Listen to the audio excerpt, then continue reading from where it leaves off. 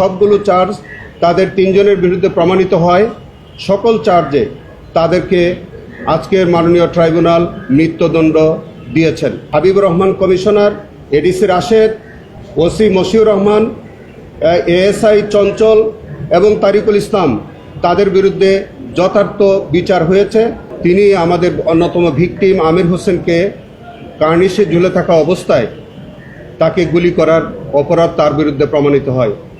সেই কারণে তার বিরুদ্ধে শুধু আমির হোসেনকে গুলি করার যে চার্জ সেটা প্রমাণিত হয় এবং তাকে সেই চার্জে তাকে 20 বছরের সাজা দেওয়া হয়েছে এবং অন্য যে চার্জগুলো ছিল, যেমন মায়া ইসলামকে হত্যা করার ঘটনা, করোনা বা যে কোনো ভাইরাসের এগেইনস্টে ফাইট মানি ব্যাকট্রলের লেফট রাইট, কিংবা আমাদের নাদিম মিজানকে হত্যা করার ঘটনা, বাসেত মুসা খানকে যে আহত করার ঘটনা, এই 3টি চার্জ তার বিরুদ্ধে প্রমাণিত না হয় এই 3টি চার্জ থেকে তাকে খালাস দেওয়া হয়েছে। আমরা মনে করি চঞ্চল চন্দ্র সরকারের যে এই রায় এটি যথার্থ হয়েছে এবং আমরা এই রায়ে আপাতত সন্তোষ প্রকাশ করছি। আমরা এই মামলার মধ্যে অপর যে আসামি কমিশনার হাবিবুর রহমান, এডিসি রাশেদ এবং রামপুরা থানার ওসি মশিউর, তাদের প্রত্যেকের বিরুদ্ধে সবগুলো চার্জ প্রমাণিত হয়েছে। যে চার্জ ছিল মায়া ইসলামকে গুলি করে হত্যা করা, নাদিম ইসলামকে গুলি করে হত্যা করা, মুসাকে গুলি করে আহত করা এবং আমির হোসেনকে গুলি করা, এই সবগুলো চার্জ তাদের তিনজনের বিরুদ্ধে প্রমাণিত হয়।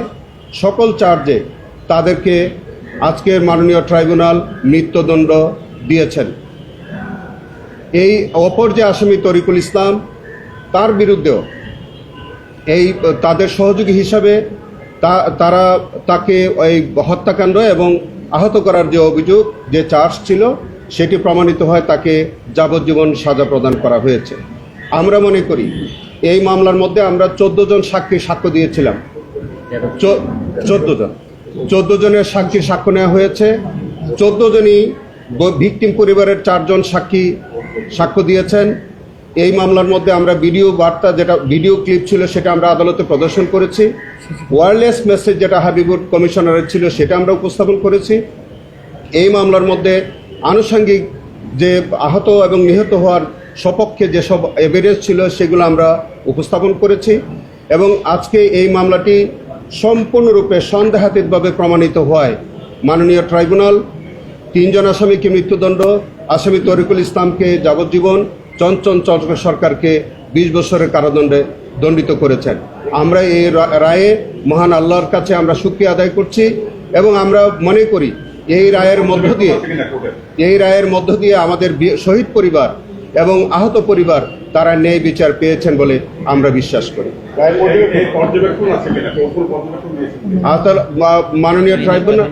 মাননীয় ট্রাইব্যুনাল এই পর্যবেক্ষণ দিয়েছেন যে হাবিবুর রহমান কমিশনার অত্যন্ত দায়িত্বজ্ঞানহীনভাবে তিনি ওয়্যারলেস মেসেজের মাধ্যমে তার অধীনস্থদেরকে তিনি উস্কানি দিয়েছেন এবং এই হত্যাকাণ্ড এবং আহত নিহত হওয়ার ঘটনায় তিনি প্রত্যক্ষ ভূমিকা তিনি পালন করেছেন।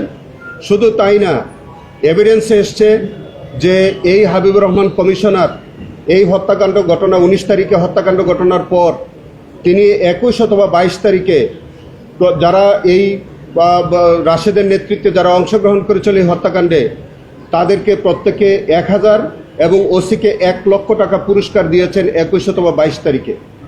এবং কত অমানসিক এবং বর্বরতা যে তৎকালীন সরকার এবং তার যে পেটুয়া বাহিনী এই হাবিবুর রহমান কমিশনার সহ আরও যারা এই দুষ্কৃতিকারীরা ছিল তখন তৎকালীন ফ্যাসিস্ট সরকারের আজ্ঞাবহ হয়ে তারা নির্বিচারে মানুষকে আহত এবং নিহতের ঘটনা তারা ঘটিয়েছে।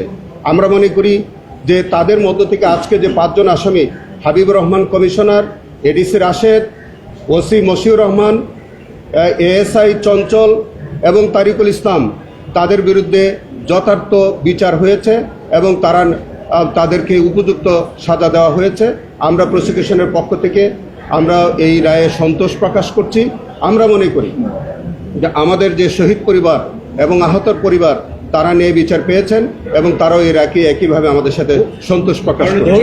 আমরা দেখেছি যে 5টা মামলার রায় হয়েছে, কিন্তু অধিকাংশ আসামিরা পলাতক। আজকে একজন গ্রেপ্তার, 4 জন পলাতক। এর আগেও যে বাকি 4টা মামলার রায় হয়েছে, অধিকাংশ আসামিরা পলাতক। আমরা দেখছি যে এই পলাতকদের গ্রেপ্তারে কারো কোনো ভূক্ষেপ নেই, আমরা কোনো পদক্ষেপও দেখতে পাচ্ছি না। এবং এই বিষয়ে প্রসিকিউশনের তরফ থেকে আপনাদের কোনো বক্তব্য আছে কিনা? আমাদের আগের যে 4টি রায় হয়েছে আপনাদের অবগত জানাচ্ছি যে ওই মামলাগুলোতে যে কয়জন আসামি পলাতক আছে তাদের প্রত্যেকের ওয়ারেন্ট আমরা সরকারের কাছে পাঠিয়েছি এবং ইতিমধ্যে একজন আসামি গ্রেফতার হয়েছেন। আমাদের রংপুরের যে ভিসি ছিল তাকে আমাদের প্ররোচনা বলে গ্রেফতার করে আনা হয়েছে এবং অন্যান্য গ্রেফতারি প্ররোচনা জারি আছে। আমরা ইন্টারপোলের সাহায্য নিচ্ছি এবং অন্যান্য যে প্রক্রিয়া আমাদের আইনের 20(3) ধারায় যে প্রক্রিয়া আমাদেরকে গ্রহণ করার সুযোগ আছে আমরা সেই প্রক্রিয়া গ্রহণ করেছি। আজকের যে রায়টি হলো সেই রায়টিও আমরা একইভাবে যে আমাদের পলাতক হাবিবুর রহমান কমিশনার ডিএমপি, পলাতক রাশেদ, পলাতক ওসি মশিউর এবং পলাতক তরিকুল, তাদের প্রত্যেকের বিরুদ্ধে আমাদের গ্রেপ্তারে পড়ানো যাবে আমাদের আইনের 20(3) ধারা অনুযায়ী। আমরা এই রায়ের কপি আমাদের স্বরাষ্ট্র মন্ত্রণালয়ে আমরা পাঠাবো এবং সেটা যদি তারা বিদেশের পলাতক থাকে, আমরা যদি এই তথ্য প্রমাণ পাই তাহলে তার পরিপ্রেক্ষিতে ইন্টারপোলের সাহায্য আমরা নিব এবং তাদেরকে যে কোনো মূল্যে গ্রেফতার করে আমাদের এই সাজা ভোগ করার জন্য প্রয়োজনীয় পদক্ষেপ নেওয়া হবে।